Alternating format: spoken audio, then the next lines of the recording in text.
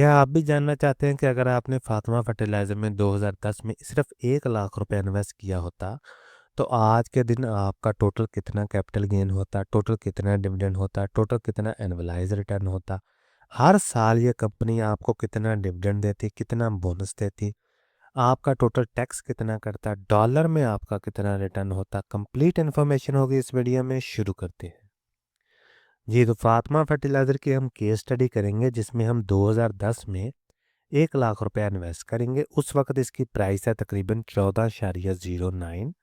2/1/2010 को शेयर इसके बनते हैं 7,097, यानी जनवरी के महीने में इसकी प्राइस है 14.09 तकरीबन। ठीक है जी।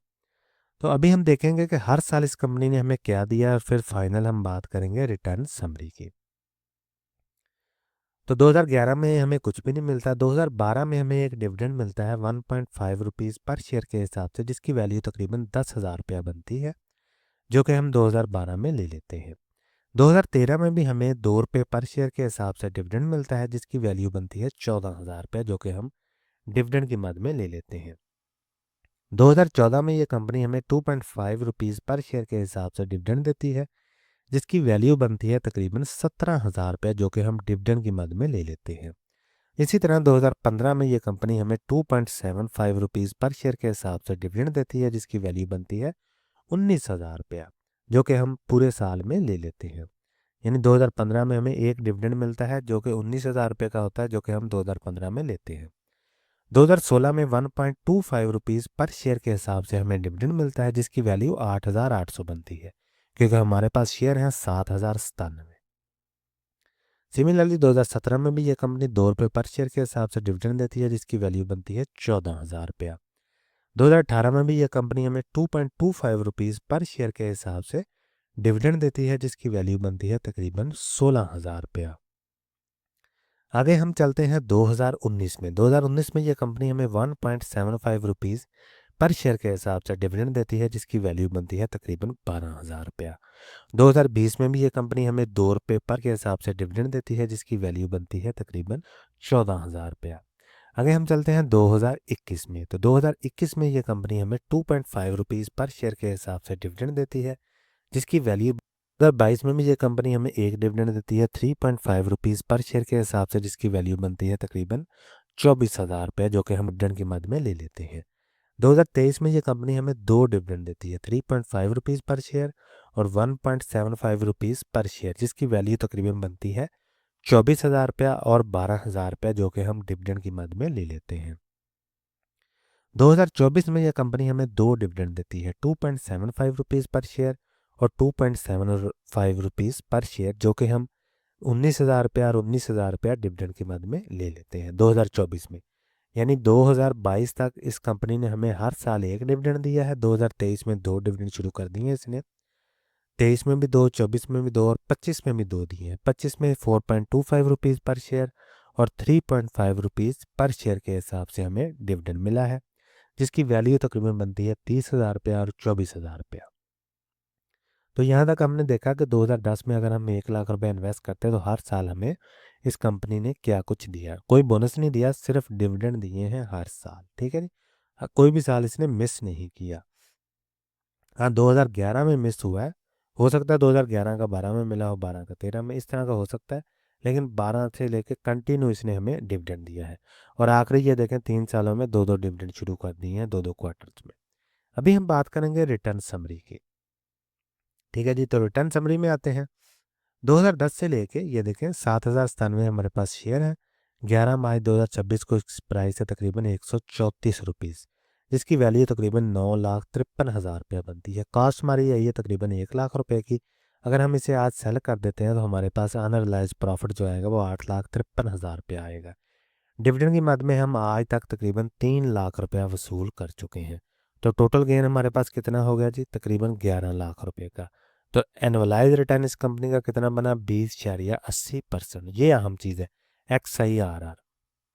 इसी के बेस पे आप सेम सेक्टर की दूसरी कंपनियों के साथ या दूसरे सेक्टर की कंपनियों के साथ या दूसरी एसेट क्लास के साथ इसको कंपेयर कर सकते हैं।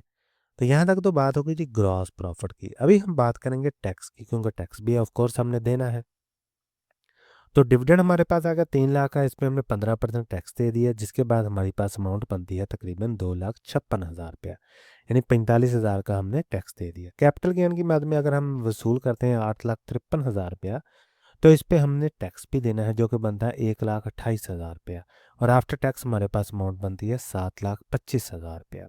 तो टोटल ग्रास में हमारे पास 11 लाख का प्रॉफिट आ गया, उस पर हमने 1,73,000 रुपये का टैक्स दिया, और आफ्टर टैक्स हमारे पास अमाउंट बनती है तकरीबन 9,81,000 रुपया।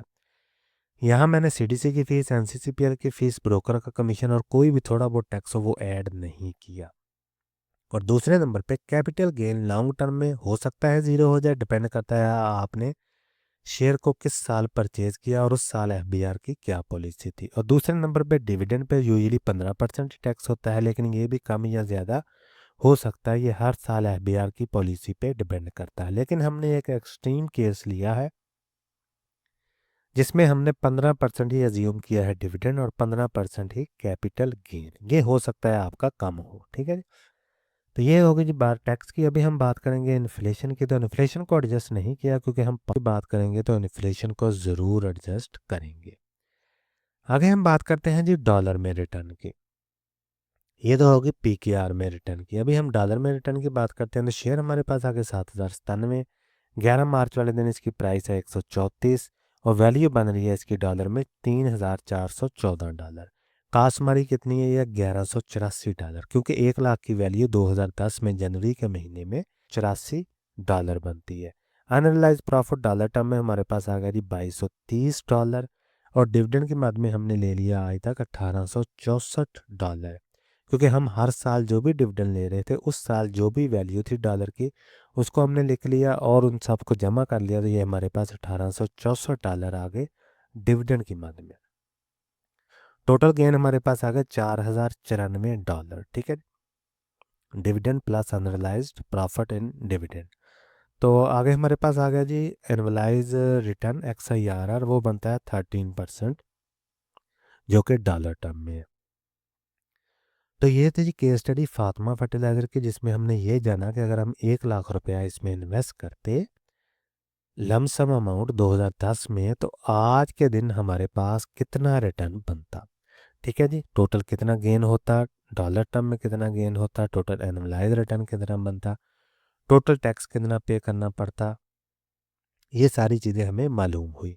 इसका बेसिक पर्पज़ यही है कि अगर हम इसको फ्यूचर में ले जाएं कि अगर कंपनी की प्राइस जो है इसी तरह गेन करती रहे और ये कंपनी हमें हर साल इसी तरह डिविडेंड देती रहे, बोनस देती रहे, तो फ्यूचर में भी अगले 15 सालों में, 20 सालों में अगर हम इसको फ्यूचर में ले जाएं तो हमें इससे मिलता जुलता रिटर्न ही मिलेगा। हाँ, अगर कंपनी की प्राइस फ्लक्चुएशन अच्छी होती है, डिविडेंड पे आउट अच्छा होता है, तो हमें अच्छा रिटर्न मिलेगा। अगर इसी के सिमिलर होता है तो इसी के सेम टाइप का रिटर्न ही मिलेगा। ठीक है जी। और अगर प्राइस की फ्लक्चुएशन कम होती है, डिविडेंड पे आउट भी कम होता है, या कंपनी के फंडामेंटल चेंज हो जाते हैं, या कंपनी परफॉर्मेंस अच्छी नहीं दे रही, तो हमें इससे कम रिटर्न मिलेगा। तो ये बेसिक पर्पस केस स्टडी का यही होता है कि हमें पास में पता चल सके कि अगर हम इसमें लमसम इन्वेस्टमेंट करते या SIP करते तो हमें कौन सा रिटर्न अच्छा मिलता, ताकि हम इसको फ्यूचर में भी लेके जा सके। ठीक है जी। तो ये थी जी केस स्टडी फातिमा फर्टिलाइज़र की। कोई भी सवाल हो कमेंट सेक्शन में ज़रूर पूछें।